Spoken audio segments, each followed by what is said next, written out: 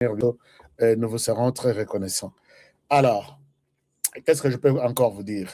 Je vous dis sincèrement merci et je n'avais pas vraiment le courage de faire l'émission d'aujourd'hui. Mais il y a quelque chose qui m'a poussé à ce que, non, on ne garde pas les silences. Parce que les silences deviennent un mode de complicité. On corrompt en silence, on s'insulte en silence, on détourne en silence. C'est comme Félix Tshisekedi l'a dit une fois. Alors, chers amis, je pense que je devrais couper ou élaguer ces mensonges aujourd'hui. Mensonges Yaba rwandais contre le président Tshisekedi. Peut-être Boyoki Angote, je vais le dire aujourd'hui. Excusez-moi. Et je vais mettre fin à ça. Pourquoi ils ont menti? Pourquoi ils mentent et attaquent au Kosango sur le président de la République, nous sommes là et nous allons défendre le pays dans tous les sens. Nathalie, mensonge sur place et ça va prendre une autre dimension là-bas. Alors, est-ce que vous voulez... Non, je suis content avec mon frère qui m'appelle. Je pense que je vais vous appeler après l'émission. Merci beaucoup. J'étais en train de dire qu'il y a un mensonge, mais il y a une très bonne nouvelle. Et là, il s'agit que, bon, l'Eltozu échec na match d'Abisso contre l'Algérie. Je félicite. Moi, je ne suis pas du tout déçu, puisque Toyebi Algérie Ndeng Bazalaka, Toyebi histoire na biso ndenge biso ba match officiel de grand match avec l'Algérie et Zalara toujours totikala ko gagner l'Algérie. Naïba ika mais na boya ko énervé bat. Mais les léopards ont tenu. Ils ont tenu, ils ont gardé leur morale sur place et ce qui est arrivé est arrivé. La distraction moroboye tout ça qui n'angoana. Donc c'est ça un peu l'essentiel. Mais ce qu'il faut retenir ici est que je suis... Donc, la mauvaise nouvelle, c'est ça. Mais la bonne nouvelle est que j'ai une très bonne nouvelle. La Belgique a frappé les Rwandais. Un moment, je vous montre. La Belgique a frappé les Rwandais. C'est là que tous en habitant à ta match, c'est pour avoir tout ça. Mais dans le cadre, il y a Masolo. Moi, je suis fier de voir que moi, je suis fier de voir que la Belgique a frappé les Rwandais, ce qui est une très bonne chose. La Belgique a frappé les Rwandais. Moi, je suis fier. Comment la Belgique a frappé les Rwandais? Je vais vous montrer tout à l'heure. Je vais vous montrer tout à l'heure. Donc, c'est une très bonne nouvelle, puisque la RDC, les jeux, ils ont un résultat, mais ça. Soit nous perdons, soit nous gagnons, soit il y a un match nul et la joie est partagée. Et pour ces cas, nous avons perdu. C'est vraiment les résultats de chaque jeu, chaque game à travers la planète. Mais quand il y a une très bonne nouvelle de la Belgique, ça même ce que Nazaki déjà à Kolala, il fallait dans la Mouka, dans le Belabino. La Belgique condamne avec dernière énergie les parlements belges. Les parlementaires, ils ont frappé et ils promettent frapper les Rwandais. N'oubliez pas que la Belgique est le siège de l'Union européenne. Et d'autres membres de l'Union européenne se sont ajoutés aux Belges pour sanctionner les Rwandais. Ça, nous sommes tout à fait d'accord. Alors, je vais vous parler de ça. Mais il faut tout corriger moi avant tout que na makamusus. Et là il y a il fallait corriger. Les naïfs sarabino que les pays n'ont pas de chance d'avoir des Congolais comme celui que je vais vous présenter ici. Vous dites que non, Honoré, tu exagères, Honoré, tu racontes des conneries. Non, je sais de quoi je parle, chers amis. Aucun Congolais conscient ne peut tenir les propos comme les propos de cet inconscient ici. Je l'appelle inconscient. J'attends qu'il me traite aussi d'inconscient pour voir ce qu'il Il dira tout simplement que non, puisqu'il est Tshisekedi, c'est pourquoi il dit ça.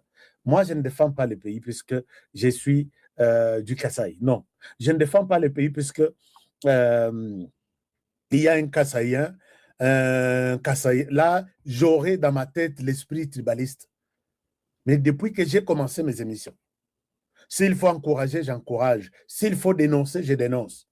Mais je ne suis pas prêt à donner des béquilles au Rwanda. C'est-à-dire que les discours que tient le Rwanda, contre de la République démocratique du Congo, je dis non, cette fois-ci, d'abord, je me mets du côté de la République et nous combattons tous le Rwanda. Pas tenir les mêmes discours au Rwanda, n'a pas tenir les mêmes discours en RDC. Alors finalement, qu'est-ce que je suis en train de faire? Je suis un combattant de plus de 25 ans. Allez-y sur mon histoire dans les médias. Si j'ai eu à voir la prison, les cachots, dans ma jeunesse même, c'est parce que je n'avais pas naïbité le Kwamutu.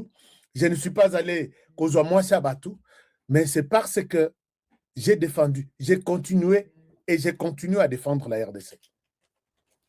Je vous dis, pendant la période de Kabila, tous ces gens ici, ils ne pouvaient pas mettre leurs pieds pour dénoncer Kabila. Et je comprends que puisqu'ils étaient les mêmes, ils étaient les mêmes oiseaux, de même plumage, qui travaillaient tous pour les Rwandais. La nuit, les M23, bazaba ennemi nabiso. Les jours, bazaba ennemi nabiso. La nuit, ils sont des frères.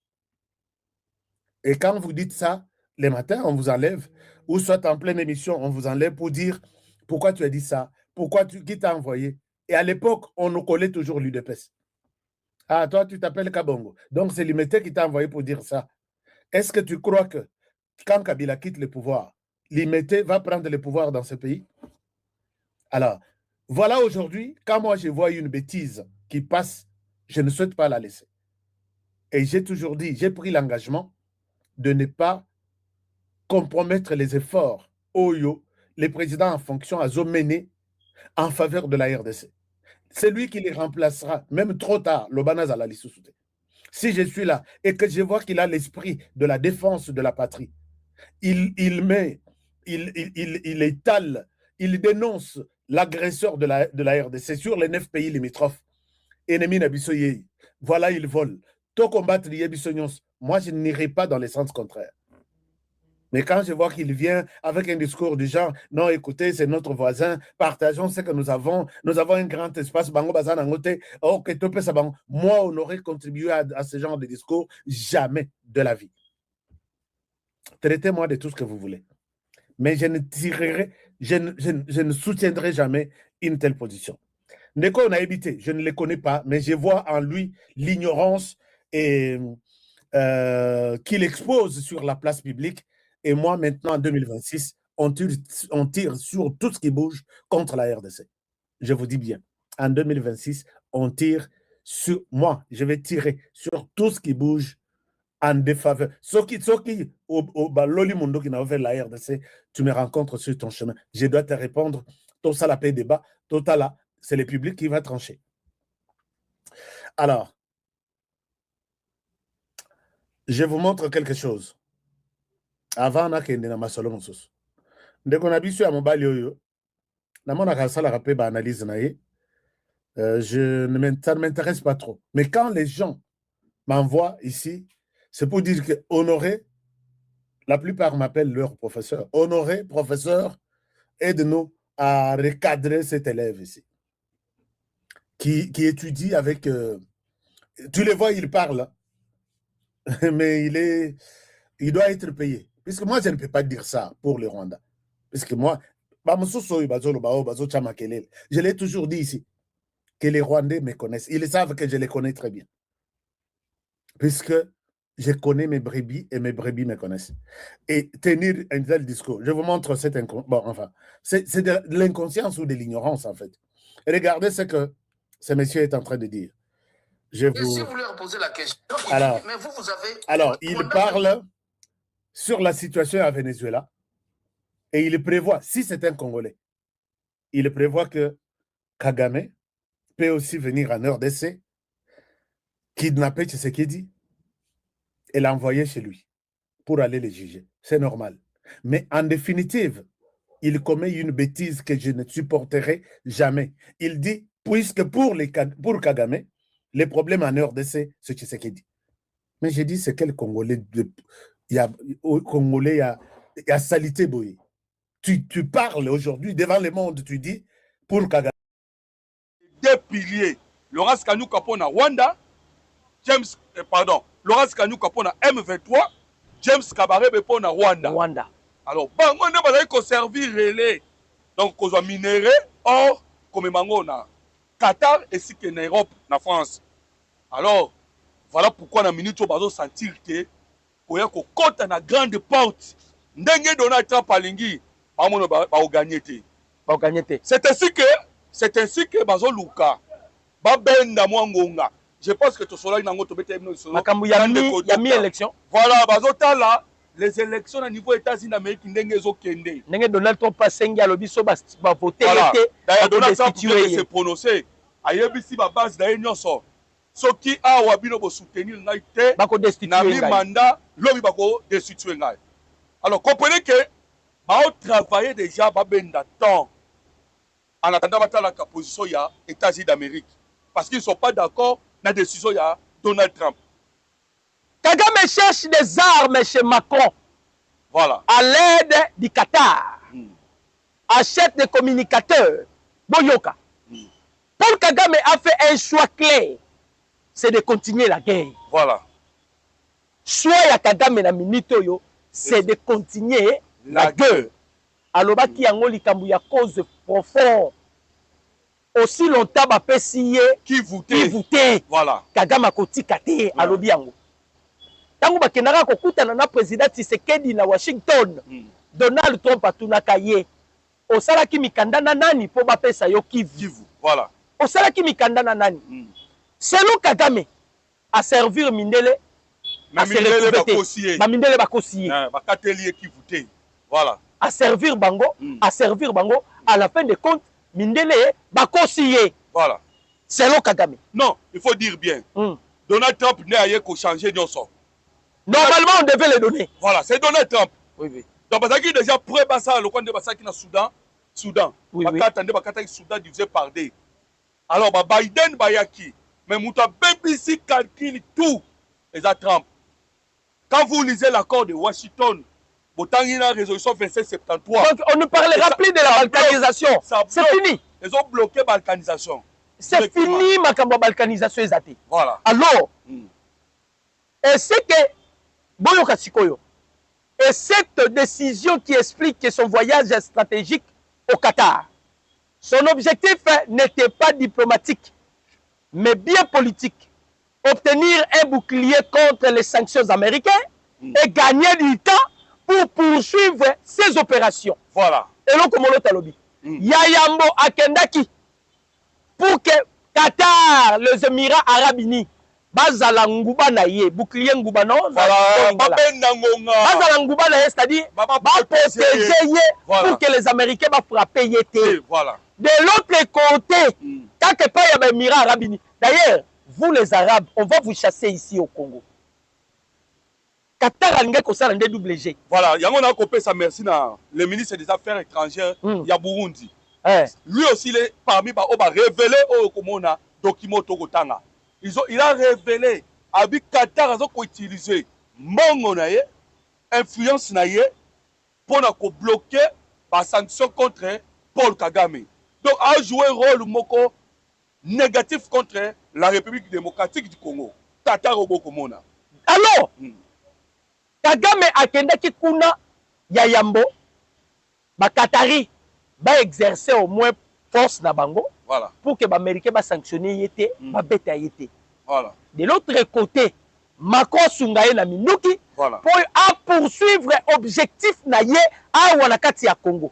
Et puis, et la communication. Là, il ne faut pas s'oublier. Ouais.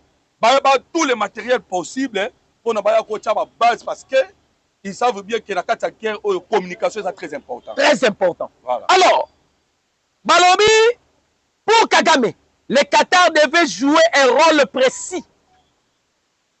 Parler aux Américains, calmer la pression et bloquer les sanctions. C'est ça, ce qui était pour la Kagame. a solo na américain. Américain ba tiela ye na se ba bloquer na ba sanctions zalaté. Voilà. Continue. Et en même temps, il a continué toujours projet na ye Azana Yango. Et je pense que boyebi projet au Paul Kagame Azana Yango. Mais toyebi sibino ke na moment Kagame a telema et longo na ba complice na ye.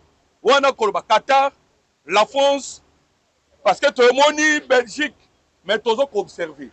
Belgique a eu tout ça la voix face contre Paul Kagame mais on observe parce que tu as dit que les Belges et les Français bazara toujours ndenge moko. Mais bandeko, vous savez que Paul Kagame si azaki ko travailler besoin ezaki à lac Tanganyika. Akoma na lac Tanganyika. Voilà. Lac Tanganyika nde place oyo yazali ko travailler.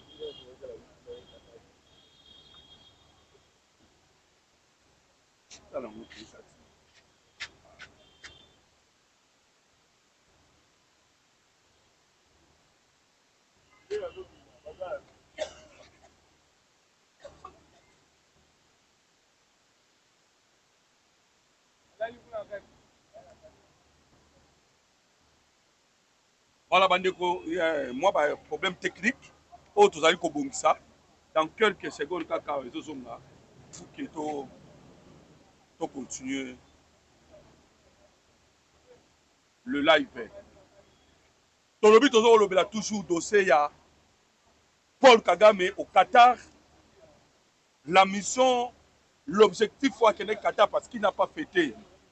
Donc, a fêté pendant la bataille à festivité a fait quitter et on est en train de vous expliquer pourquoi a fait quitter que comment Kagame est toujours déterminé de faire la guerre. Alingi ko lâcher guerre a toujours déterminé à ça la guerre. En tout cas Bolimbi Sabiso donc qu'on soit reconnexion il y a eu des reconnexion problème technique et ça problème technique dans un pays à tiers monde donc voilà. Veuillez nous excuser. Avec tous les respects qu'on vous doit, papa et maman, Bolimbi Sabiso. Voilà. Il y a Liboso, il y a Kagame. Qatar a servir bouclier pour protéger pour que va sanctionner les Américains. Voilà. Deuxième objectif, le Kola sa Qatar Pongi pour la Gassabo, n'engen de Komolo Talobi. Voilà. Ici il y a raffinerie ya or Gassabo. Et ça la Qatari ou ça la Rwanda. Bazomo na kokota na grande porte.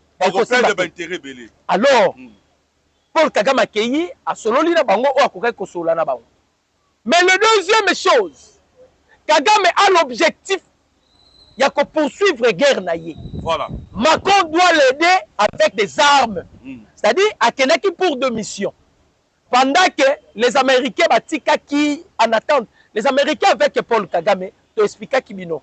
Les dossiers au bagoy ko salango lelo lobi masolo ici. Mais il voulait d'abord, ça la mission qui suicide. Vous connaissez la mission. Parce que... la Venezuela. Nani, Marco Rubio, alors l'opération n'était pas facile. Voilà. Alors, si Kagame Kendaki, Kagame a choisi la guerre. Voilà. Joseph Kabila, ils ont choisi la guerre. Voilà. Parce que l'objectif de Kagame est d'aller à poursuivre objectif naïe. C'est-à-dire, le corps va mindele ba pesi récompense cité à Moussalo à Saleli bango mbula na mbula yemoko azwa yango par force. Yemoko azwa yango par force. Voilà. Derrière les sourires et la réunion fêtée, il s'agissait surtout de rechercher une protection internationale pendant que le massacre continue et que les troupes avancent sur le terrain. Voilà un peu Bamakambazo Sala. La réaction calculée du Burundi. Le message n'était pas passé inaperçu. À Bujumbura, le ministre burundais des Affaires étrangères, voilà, comprenant le jeu en cours, a lancé un avertissement clair au Qatar. On connaît vos manœuvres pour calmer la scène sans reculer sur le fond. Le président général Neva est intervenu par un tweet sans sanctionner son ministre. La réalité est simple. La sortie du ministre burundais évoluait. Voilà. Nakasi ba utinde ko docteur a uti ko tangela bino. Le problème est ça ni. Le problème est ça que le président Tshisekedi et le monde Donald Trump balobi c'est fini pour Doha. Alors, vous comprenez là où il y a les problèmes? Pas question de Doha. Donc c'est-à-dire makambo d'ailleurs les Canada Doha batango na se. Et pourtant Doha ne fungwamaki c'était sur demande d'ailleurs moko Qatar émir ya Qatar na pour ba intérêt na bango. Voilà ba lukaki Doha pour ba défendre ba intérêt na bango. Ba intérêt na bango. Mais il faut expliquer bango peut-être. Voilà. Le quoi a signé déjà l'accord de Washington. Comment soutient lorsque les États-Unis d'Amérique dans le Conseil de sécurité, balobi que la personne qui élabore le projet et qui exécute les projets, il y a guerre aux ANAS et la République démocratique du Congo, c'est le Rwanda. Alors, tu as ça sous la Qatar. Et puis, Bakatari, Batulaki, Américain. Voilà. Bino bolingi to kabonana Kagame. Soki to Kagame na to kabwani na Kagame. Bozo garantir biso nini voilà. Na maïma koleka en République démocratique du Congo. Et ça là qui c'était pas facile. Hein? Voilà. Biso to bénéficiera déjà là ba minerai pas à Paul Kagame. Voilà. Est-ce que si on se sépare avec Kagame parce que les Américains voulaient d'abord ba partenaire ya Rwanda ba se débarrasser na Rwanda. Voilà. Bato ba pesaka ba mission le ba soutenaka Paul Kagame. Voilà, ba se détacher. Alors n'engana si ça pour na web ça bande ko congolais que non. Le problème est ça que Qatar a moniqué baza rouler. Tel ce qui vient que Paul Kagame a été piégé par le président Tshisekedi en allant signer l'accord de Washington. Il a commis l'erreur, il ne croit erreur. Ah, le problème est ça sous il y a M23T, il y a AFCT. Le problème est ça maintenant il y a Paul Kagame.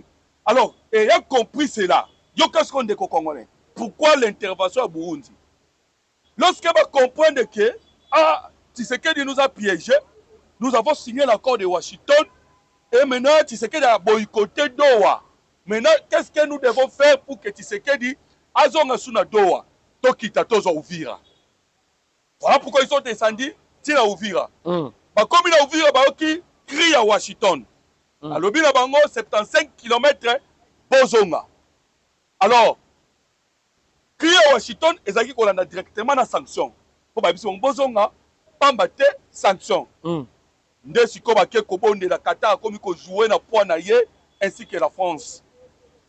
Ah, parce que nous avons deux réunions. Réunion, ils ont point d'abisso, ils ont positif. Ils ont été à Lusaka, na Zambie. Mais réunion, ils ont négatif pour l'abisso, ils ont réunion, ils ont été à Togo. Tout le monde a tiré jusque là. Parce que le médiateur, il y a Ayaki les gens, faut na simbu. Ayaki wa peut-être c'est que d'abord yaki. Ne a que côté après ayeku na réunion. Alors vous comprenez que na moment où ba komi komona que même Uvira o ba okokate ba luka mwa mouvement ba koki ko sala maintenant allant vers Kalemi. Ba meka ko bouger et permettre bango sikoyo bande ko ba congolais pour que masolo ya Doha ezonga. Je pense que Bolanda qui connaît Nanga na discours na salaki. Oh non, mais c'est Tshisekedi ça fait 3 fois yangoyo bisoto kezé na Doha azoyate. Je pense que ndeko docteur Olanda ki yango. Oui oui. Ndege azoyate là. Toute une délégation bakei. Voilà. Oh le président Tshisekedi ici alobaki déjà que non, il n'y a pas l'intérêt. Si on peut aller continuer ba makamba Doha, il faut que ba zone za sous occupation ya ennemi et ça la libérer. Voilà. Vous voulez que tout discuter pendant que vous êtes occupé. Le président Tshisekedi a qu'est-ce qu'on a en Angola? A comme en Angola, ba solo na joie ou le réseau. Ndeko docteur bete bilo solo non? Il y a tina voyage à Paul Kagame na Qatar. Kagame veut la guerre. Mais le président Tshisekedi pas qu'il qui na Angola. Je pense que boyoka qui. Je vous dis bandeko congolais parce que tu rebête sur la communication. Steve Wemby a belli liboma.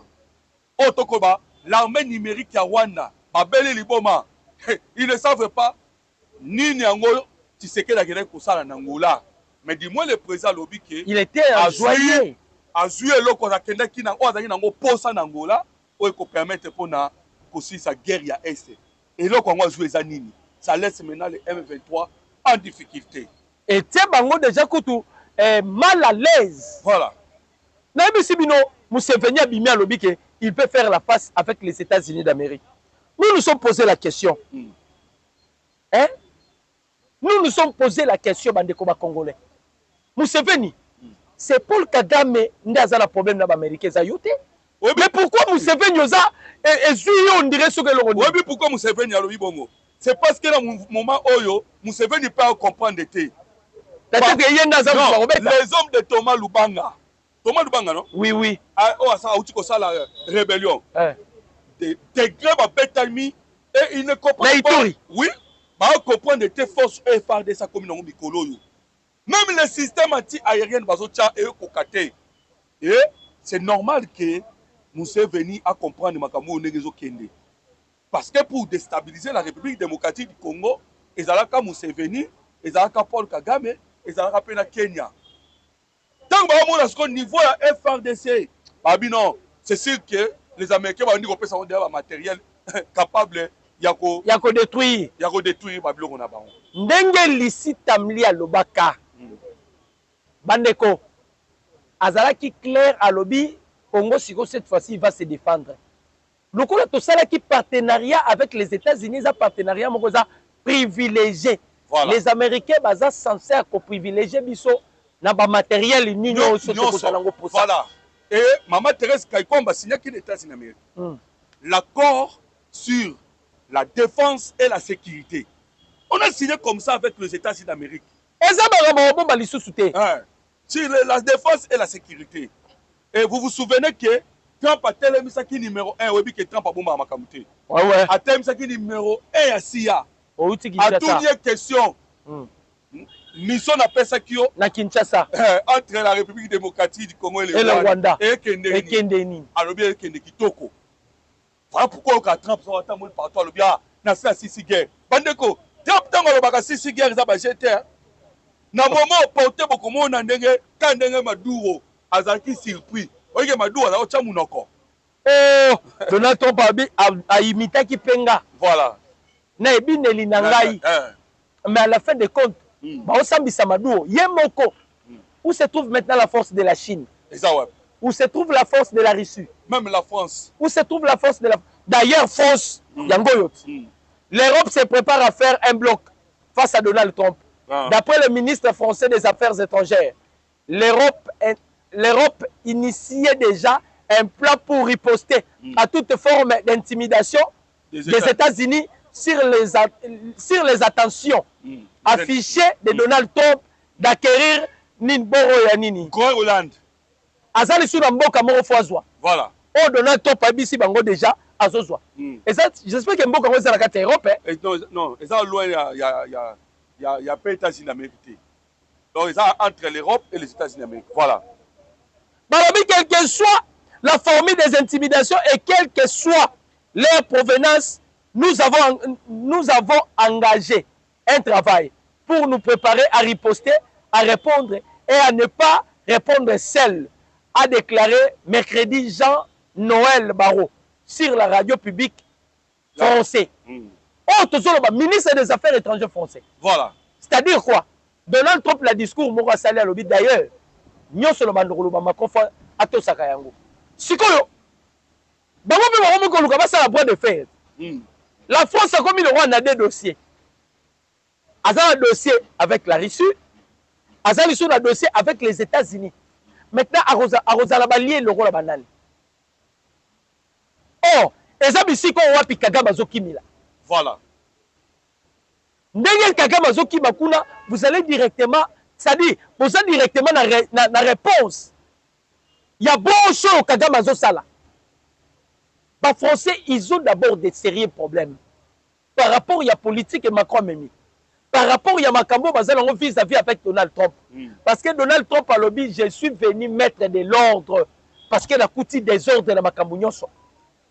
Surtout la plupart, il y a des pays qui victimes que les Américains frappent. Et ça va payer Zala qui toujours en contact avec les ennemis de la République démocratique du Congo. Entre autres, vous avez vu, hein? Maduro, c'est un dictateur. Et il était l'ami intime de Paul Kagame. Ami intime bato bazobimisa bafoto mpo balakisa mwana ya président Tshisekedi ndenge batindaka ye kuna. Nous allons vous expliquer. Bandeko, Anthony batinda ye kuna pour la bakambo esali diplomatie. Voilà. Parce que le président Tshisekedi a une décision. Alors bisika nyonso Kagame bandako koleka, moi aussi je dois passer. Voilà. Tango Kagame kendaka visite kuna na Venezuela. Kolongwa ya Kagame, c'est alors le chef de l'État avait délégué son fils pour aller kosala expertise bayeba musalo Kagame kende kosala. C'était pas parce que oh, Maduro a une relation avec le chef de l'État. Non! Maduro est l'ami de Paul Kagame. Ce sont des dictateurs. Et vous allez remarquer que les dictateurs se protègent na kabango na bango. Voilà. Parce qu'il y a des choses qui permettent de faire la vie soit quoi, biso pe koye la vie soit autrement. Tikana bakisela bandeko ba congolais. Il faut que Maduro hier azaki kosala musala ya ko déstabiliser États-Unis d'Amérique. Par la drogue. Ndenge moko pe na Paul Kagame azaki kosala musala ya ko déstabiliser la République démocratique du Congo pour piller les minéraux. Donc bazali ensemble bango surtout ce sont des criminels.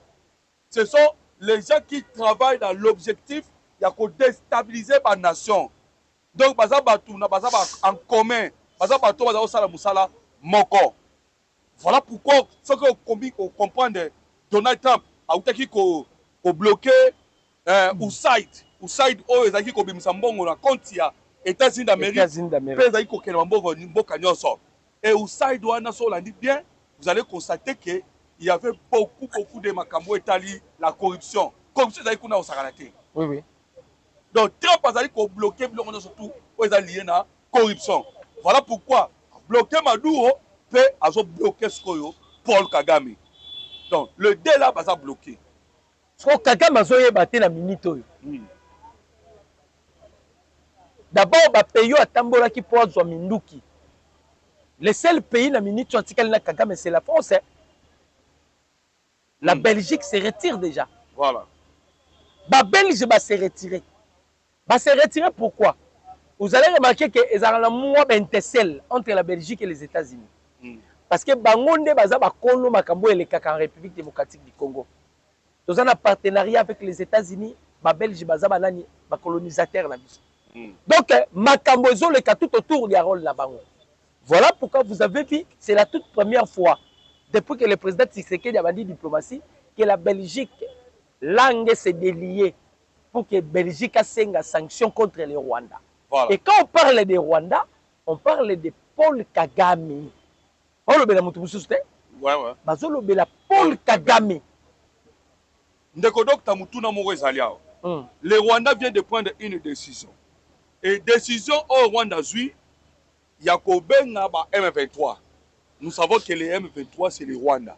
Mais du moins, il faut communiquer.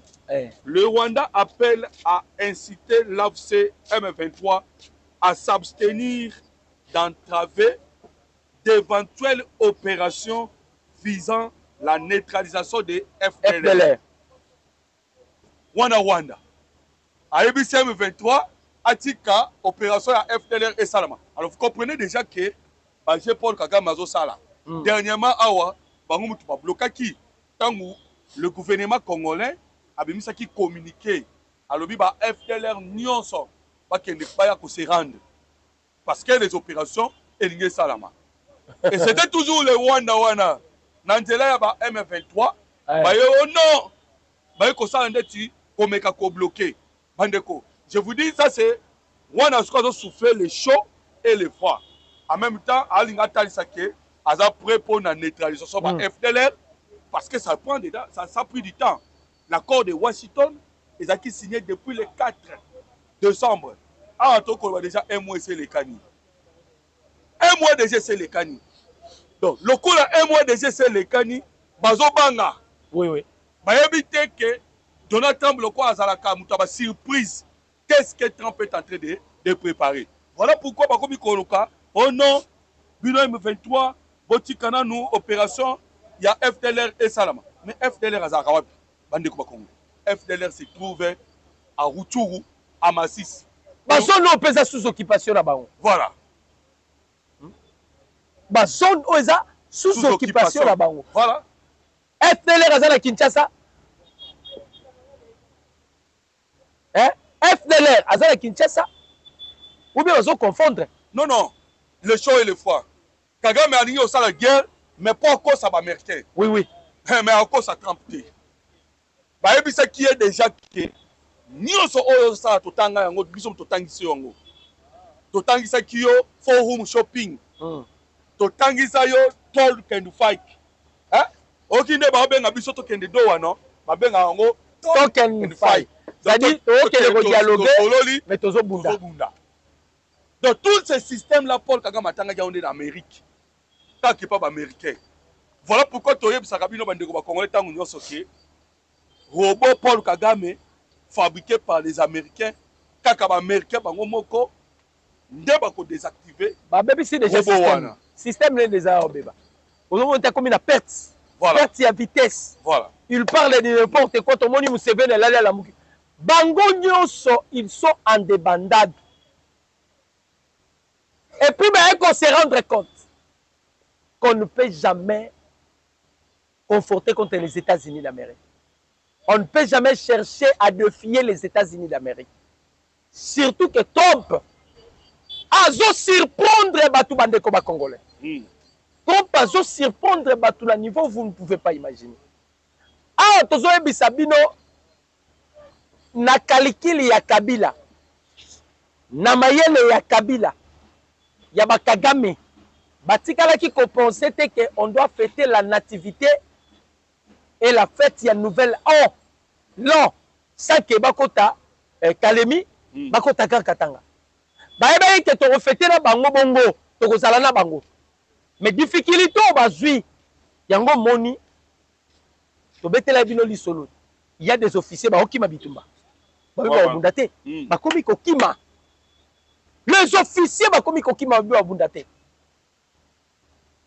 Ba obunda pour continuer ya kosala la Paul Kagame Musala, Kagame est ingrat. Ba ba obundate. Et puis depuis ba kota na mulili na Rwanda. Bazaka karakata mulili wana. Et batel ko découvrir te origine ya mulili wana za wapi. Oh biso loko to senga ngo depuis kala. Voilà. Parce que toyebaki ke Rwanda asalelaka courant na biso. Tolobaki faut ba détruire ba port. Ba détruire ba shit. Oye alimataka Rwanda. Comme ça on doit maintenant s'en charger avec le Rwanda. Voilà. Bande ko ba ko sabino te crise ezana Kigali. Est-ce que tu sais oser informer nango? Ouais ouais, crise eza. Crise eza masekité. Tobeta na skoli solo ya makambo etali nanu la communication. Parce que na moni ozolinga kolobela ngo te. Dossier ya communication. Est-ce que Moïse Zangi a raison? Toi a raison te. Ça a raison parce qu'il a dévoilé des secrets. Moïse Zangi a bimisi secret. Faut qu'on ait bakayango. Si y a quelqu'un à saler loco, Monika Rwanda bakomi ko fingaye. C'est des avantages à Rwanda te. Voilà. On a vu ça avec Maman Thérèse Kaikwamba. Lorsqu'elle était enceinte, ils ont parlé de n'importe quoi. Voilà. Ils n'ont pas de preuves. Ça dit les Rwanda toyebi et loko soit ka Rwanda. Toyeba que loko soit Rwanda à partir kaka il y a des réactions sur mon compte Twitter. Voilà. À partir de la réaction dans les réseaux sociaux. Tu expliquer dans le bande ko ba Congolais ba comprendre na nous ba balandi te Moïse Zangi. Moïse Zangi alobi boye. Alobi tozo perdre ba mboka mususu kaka juste na rimer. Parce que les une équipe beaucoup boye ba benda ce sont des Congolais. Oui. Bazo bango ba mema bango na Rwanda. Il a même cité les noms.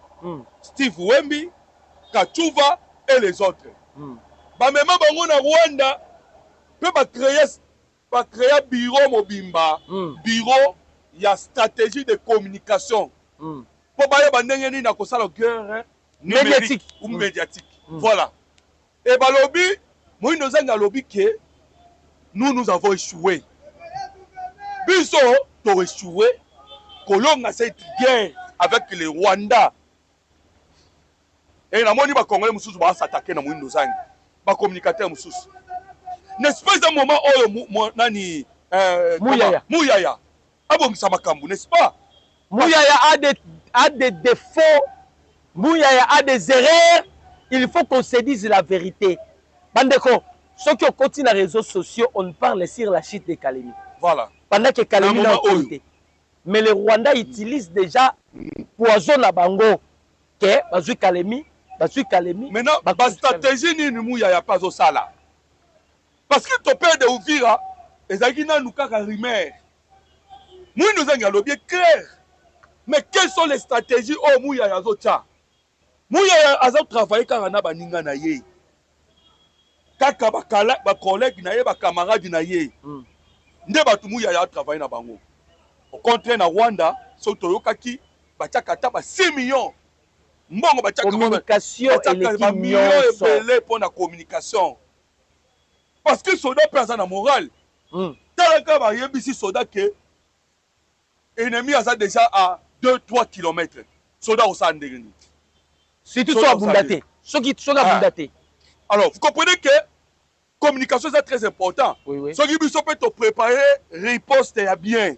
On va s'opposer. Non, c'est faux. Information est à l'Ukuta. Et tout ça quand même une amakamoro structurée. Mouya ça n'est qu'un briefing. C'est tout. Un expert en briefing. Bissoso Tozali là, c'est pour défendre notre pays. Et le président de la République. Bandeko, vous imaginez un peu. Vous imaginez. Mono Bakangi, Nani, Anaël. Oui, Nani, ces garçons-là. Anaël Bakangi. Anatondo, c'est qui.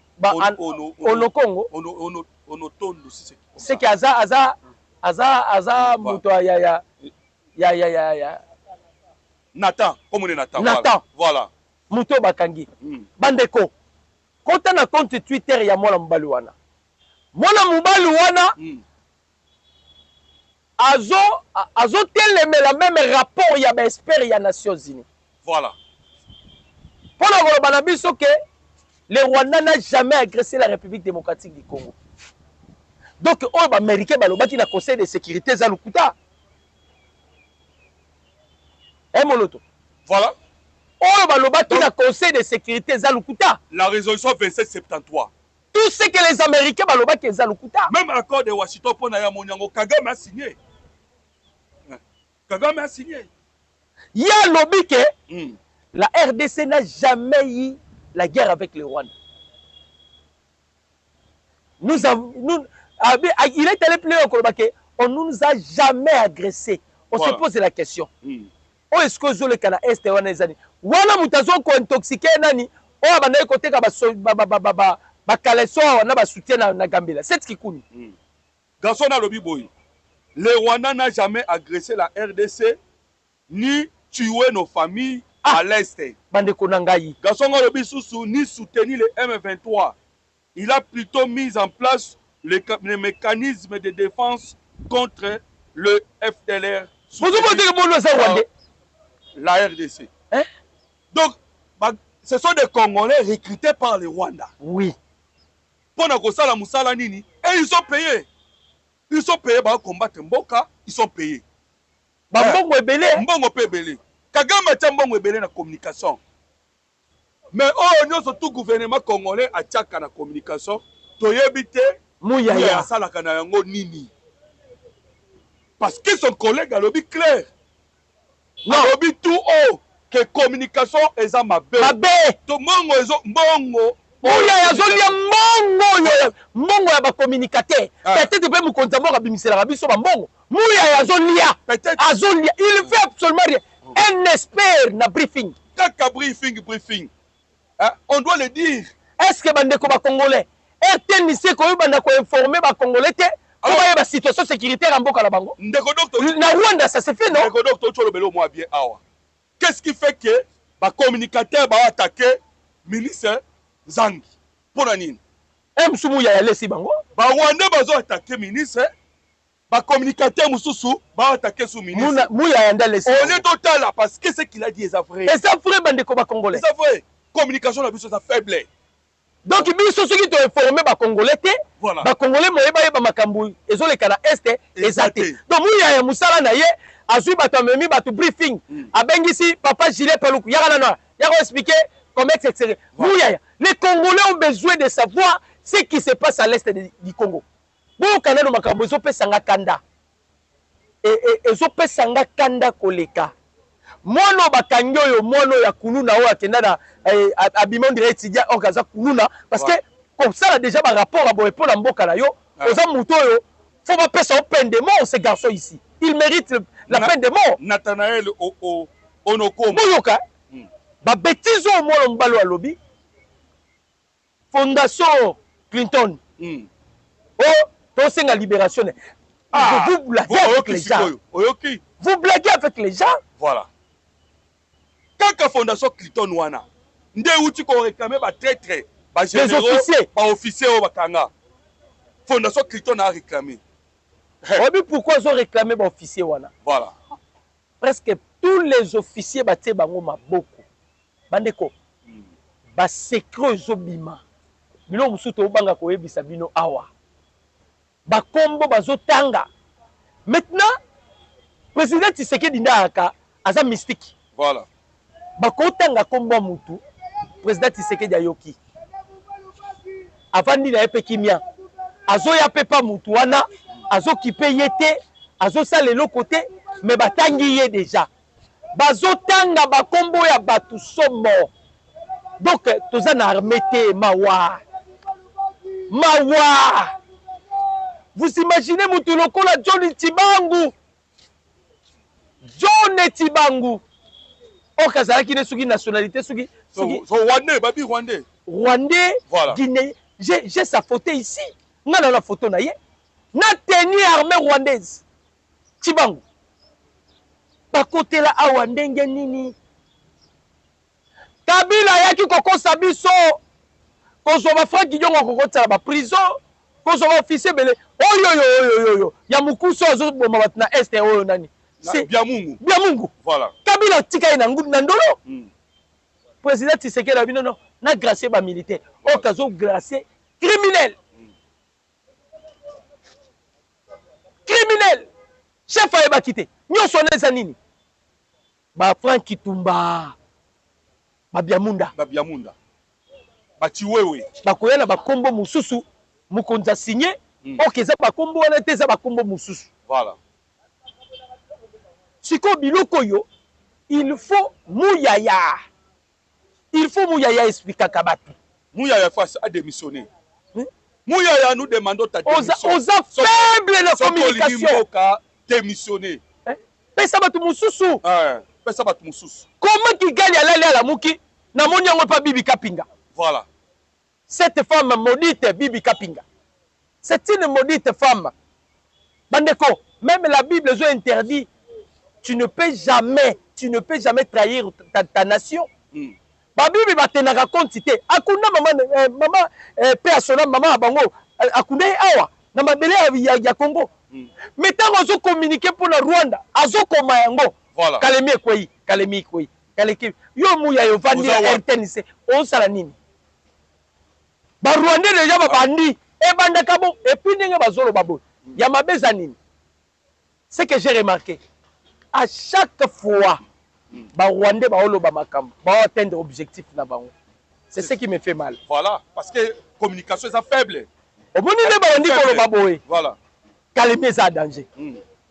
Il faut qu'on se dise la vérité. Kalemi est en danger. D'abord, il faut y moko. Paul Kagame atangaka classe nini. Il y a psychologie. Psychologie. Koyeba kosa la guerre psychologique. Baby Samuto esprit. C'est un commando. Voilà pourquoi. Voilà pourquoi ils ont recruté qui ba Congolais. Ba Congolais et puis ba organiser autobengi armée na bango numérique pour ça la guerre. Communication ya guerre. Et ça communication à n'importe quel mais communication ya guerre. Ba sala ka ndenge nini. Armée numérique wana elali la muki ba bimisi fausses informations. Voilà. Ba relayer yango. Steve Wembe a récupéré à Boaki. Boujaker a récupéré à Boaki. L'épileptique wana épileptique nani Pierrot Loira a récupéré à Boaki. Moi so Bibi Kapinga moi c'est à ba rebelle a récupéré à Boaki. Bako Boaka yango boye kei partout. Lokola bazal équipe mobimba bazali vraiment corps. Bazali corps. Mais tandis que biso na Congo awa eza corps te. Mouyaya avec son club d'amis. Azwa club na ye ya babi na ye o batanga na maona ifasiki. Et puis aouya kaka na club d'amis après abengi briefing quoi que c'est ça ce qu'il faut faire. Non Mouyaya. Il faut frapper le Rwanda avec la il y a un garçon Nathan Anaël Azwa compte Twitter. Voilà. Il est très fort. On a ça un très bon travail. Bakitaka na site pour nous donner des informations. Voilà. Obi makambo Paul Kagame asali na minito. A bloqué c'est Kagame a pesi ba mbongo na ba réseaux sociaux. Très bien parlé. Bazo frapper maintenant tous les comptes ya ba Congolais zo telemela Rwanda. Voilà. Na tour na biso. Mouyaya, qu'est-ce que tu as fait? Est-ce que tu as une protection pour protéger des petits bandeko ko na biso na YouTube? On peut nous attaquer aussi. Ah, on a dit là YouTube. Nous avons un compte YouTube, nous avons un compte TikTok. Kagame a contacté déjà réunion. Voilà. Ba ciblé bateau nyonso ba opesa ba information contre pouvoir na ye. Voilà. Abimisi misolo atie na mesa. O kaka chaîne pas babeti. Chaîne pas babeti. Maintenant yo Mouyaya. C'est ce qu'on appelle la guerre médiatique. Ah parce que ba moni que initiative nini Mouyaya yo zui. Soto sengo o démissionner to lobi mabe. To mabe ça mabe te. To mo zo kokata tika na yo. Oza le seul mutamayele ya mboka Congo te. Tika na yo. Pesa batu mususu espace. Parce que ndenge bandi boye ba ko continuer ko travailler parce que bandi ko bloquer ba chaîne. Bandi ko bloquer ba chaîne. Azara na quelques personnes au balobaka ba français. Oh vous voyez. To boy vous voyez en to boy vous voyez. Vie ya malonga ezate. Le travail ya malonga ezate na ba oh vous voyez là. Donc Mouyaya azali ko. Vous savez quoi, Ndeko Docteur? Oui. Nous avons un communicateur rwandais, nous sommes un communicateur na Kinyarwanda. Na Kinyarwanda. C'est juste que Lingala. Bazawana na Kinyarwanda, on va communiquer. Bazawana kolandela de près. Pour bailler maka, ba partageaka.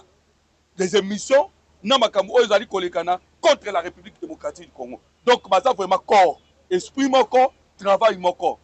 Nous ici, nous travaillons comme les Wazalendo. Wazalendo autorobenga numérique et nous le faisons avec nos propres moyens. En moyen na biso moko de to travail nango. Et Mouyaya a pesa biso ta 50 fois té. Ata 50 fois to zo raté. Mais Mouyaya alors vivre na mbongo ya République démocratique du Congo. Bande ko so to lo babo c'est pas pour l'intérêt en mbongo. To lo babo pour l'intérêt en mboka. Le ministre Moindo Nzangi a dit la vérité. Ville ya Uvira à 30 km. Bazala qui à 30 km. Babandi de Kotindika, Uvira, il fallait faire riposte ezala. Na mopasi la République démocratique du Congo pour s'opposer na poison rwandais aux aïe kolekane pas ya Wembe. Parce que ce qu'on na poison na netinga bat ba benginge belé. Voilà. Kalemi ko ili susunga qui vous a dit ça? Auto monyango na ba réseaux sociaux. Kalemi ko bandeko. On na oyebisa bino Dieu mettez-moi. Mono to yebi. Voilà. Andeko sokana ezana Teresa mabeko leka eza kakatanga wana bozoyo bandeko soki Kabila na Kagame ba osé na grand katanga ça serait la mort de Joseph Kabila, ça serait la mort de Paul Kagame. Eza bisika mabe na minitoyo Edi Kapen a uti ko yebisa bango. Je pense qu'on a Edi Kapen a yebisa ba traité non so bazana armée boye baka déjà que Mouta okende ko samba zate. Parce qu'ils s'attendent que Bakangaye ake samba après batindi ye kuna na nini nandolo ake mela miel nandolo. Voilà, et dit appelle la ke samba zate. Babimisa le kwa biamunda. Babimisa nandolo. Et dit qu'appelle la bi muta ko bima zate. Au sali blague babomio. Alors qu'il y a ça la 20 ans de prison hein. Alors, ceux qui vont essayer kuna na Katanga ba ressentir ba koyoka moto. Parce que kuna ba blague ezate. Il y a nos militaires au autant kobimisa dernièrement lorsque ba tchaki moto na dépôt. Ba bimisa ki ba militaire ba benga ba na kongo Makenena. Unité spéciale. Non, ba petit wana o ba zwaki. Je sais pas si les a parmi ba 100 000 hommes ombemba rekitaki. Parce que Lubumbashi mo betondaki. Ba bomba bango pe 100 000 hommes. Lubumbashi mo betondaki. Mitu. So bato ayebi Makenena ba yebi. Et ça va banyamo la mitu mike belé. Ya rouge. Ba bima ki na Lubumbashi ici que ça m'a sécurité. Alors, c'est pour dire que na ba onyo surtout ba en koluka ba ya ko déstabiliser les grands Katanga. bakokufa ebele. Edika pe na lobi bokokuta na nanga wana. Bokokufa ebele. Eza zone moko très dangereux. Et d'ailleurs nous informons que les hommes d'Éric Prince pe bazawana. Très dangereux. Bazana Tanganyika, bazana Kalemi, bazana Kolwezi, bazana Katanga. Sikoyo bato wana tellement déjà bamoni batie bato na bango maboko, baoye batesko basala nini pour récupérer bato na bango. C'est ça maintenant calcul au batikal nango ya suka. Yango tolobi, on doit se battre. Et bon fondation Bill Clinton oyo bandeko na ngai. Pas il faut kaka na Congo ndenge nini. Fondation Bill Clinton. Pourquoi je me pose la question? Vous ne pouvez pas les chasser penza Fondation Bill Clinton. Bazo fongola mbanga na bango basenga na mwana oyo. O azoko o un Congolais qui a quitté son pays, Mutatina Kenani, cette Kikuni. Et quand vous voyez cette Kikuni, au moins Kabila. Kabila. Donc mon ana andimia ke sembongo, mais après ça va information à mabe contre wala moga tente à sûreté d'État. Voilà. Oh makamba uti ko sala. C'est ça l'infraction. Tente à sûreté d'État, à la sûreté d'État. Pendant que le Conseil de sécurité de l'ONU, les États-Unis, Balobi, ils ont toutes les preuves que c'est Rwanda qui agresse le Congo. Mais on voit un Congolais mal intentionné à Télémiono, Rwanda agresse à Kabisote. Tout ça à cause de l'argent. Tout maintenant l'isolo à Belgique. Ma Belge. Oui. Basali, faute face. Virage à 120, 180 degrés. Bon, pour nous, les Belges sont toujours des hypocrites. Ngala ndimelaka ba Belge ata mukete. Au Maxime Prévost to utikoyo kaye awa, asi tolobela ke a makasi. Ba déclaration à Maxime Prévost. Voilà. Mais il faut savoir que position à Belgique c'est grâce à Pierre Compagnie. Pierre Compagnie, un député. Pierre Compagnie, Azali originaire. Papa na Azali Moutou Kasai, maman na Azali Moutou Sud Kivu. Alors Pierre Compagnie Moutou a initié qui résolution wana pour que Baïbana ndengeni na sanctionner le Rwanda. Mais ce que a dit Maxime Prévost à jamais. Maxime Prévost jamais a kokaiko koya la déclaration à Rwanda. Tout est un peu du solo awaya États-Unis d'Amérique, Rwanda na RDC. Ce qui se joue à Washington entre la République démocratique du Congo et le Rwanda n'est pas un simple accord de paix. C'est un acte de justice. La fin d'une ère. Le règne de Paul Kagame sur la région des Grands Lacs touche à sa fin. Cory Booker annonce la fin du chantage et du cycle de la paix, ainsi que la victoire de la dignité sur la soumission imposée aux Congolais par le régime du Rwanda. Cory Booker, c'est un sénateur américain. Alobi Awa, Ezali Kambukaka, parce que vous devez savoir, le président Tshisekedi Aloba qui boye. Aibisaki, Naibisaki Bandekomo Bakota Inga doute. C'est bon, Maman Thérèse Kaikwamba, Aibisaki Trump. Nous n'allons pas signer l'accord de Washington avec vous, les États-Unis d'Amérique. Pourquoi? Parce que la position du président de la République Ezalaki, Amérique, au signer l'accord de Washington, d'accord. Mais au quoi accompagner Bissopé, Tito comme en obtention, il y a génocide congolais. Pour que tout le Koloba, commettre qui atrocité, qu'il y ait justice et réparation. Je vous ai dit, Bandeko Congolais, et vous avez vu cela, non? Quand Aloba qui a un jour, il y a signature. Aloba qui est responsable. C'est l'une des choses au moment où autant Aloba qui bongo. Alors, yo qui est sénateur américain, ou azali républicain, alobi oh bon mona oyo. Vous allez poser, ne soyez pas surpris. Oh bon mona oyo azali que tous allez pour avancer vers la justice et ça na mboka Congo. Donc Paul Kagame, attendez-vous que Tokobako akokangaye. Akokangaye. Kagame bakanga isenabre. Bakanga Kagame. Ne bakangi maduro. Kagame akokangama. Akokangama. Ye akosamba. pour un million de morts au Bomoni dans le sol congolais. À Kosambo, Yango Bomoni, qu'est-ce que le président Tshisekedi est en train de faire? À Otambolaka dans le pays. Voilà. À Keawa. À Keawa. Bon, nous avons contourné opération Kosalama dans le silence et dans la tranquillité. Récupérer Kagame Ndele Bazui Maduro. Bakena aux États-Unis et les Américains vont imposer un nouveau président dans le Rwanda. Voilà. C'est ce qui va se passer. Et puis, ils ont la Mikolomingité. Ils ont la Mikolomingité. Total, anano est janvier aussi là. Voilà. Total, anano. Ce qui janvier aussi là. Mikoloza Kotanga pour Paul Kagame. Au bout de Museveni, Bibite, Amélie Bangi, Museveni. Nero Boyebi na Uganda, Oto Beti, Bagona Ituriawa. Uganda, il peut faire la guerre avec les États-Unis d'Amérique. Vous blaguez Museveni. Ne Museveni a bibi boye. Vous avez été boye kapé Ambongo. Ambongo pa Kobima. Sur le père à Kobima. Papa Kobima kelele. Qu'est-ce que vous Kobima? Kobima parce que ça va porter parole. Ça va porter parole. D'ailleurs, les sanctions américaines contre la 5 ans, vous ne voyez pas qu'elle les a affaiblis? Et affaibli, bah, on m'a cassé. Les Américains ne blaguent pas, Bandeko. Mon numéro, c'est plus 243 89 63 95 965. Plus 243 89 40 330 80. En tout cas, Nzamba Pambola Bino. Kobimate, ça qui a aimé l'émission de cours. Likez, partagez, Balien. Voilà. Moukalenga Moukaji, heureuse fête d'anniversaire. Bye.